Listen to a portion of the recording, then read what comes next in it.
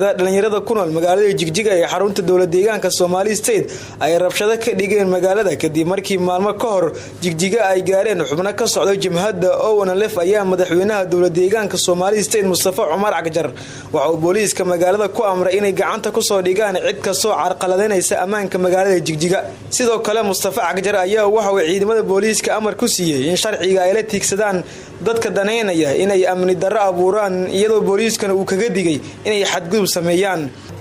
waxaan kala dardaarmaynaa cid kasto iyadoo qaab qabiil isu abaabusha inayna sharciga gacanteeda ku fulin hadii cabashooyin la xiriira heego ay jiraan in loo gudbiyo hay'adaha ammaanka oo loo sheego in la caawiyo ciidamada iyo booliiska inay ogaadaan cidda qalaasaha wada laakiin maadaama cid qalaasa wada ay jirto awgeed cid kale inta isaabasho qalaasa ma abuur karto arintaas cidda ku dhaqadan waxaan u sheegaynaa in talaabo laga qaadi doono guud ahaan ciidamada ammaanka iyo hay'adaha nabadgelyada dhamaantood waxaan siinaynaa amar adag oo ah in qacanada ay ku qabtaan cid walba isku dayaysa inay nabadgelyada deegaanka gaar ahaan magaalada Jigjiga khatar geliso taana ay dhaqan gelinteeda warbixin rasmi ah ka keenan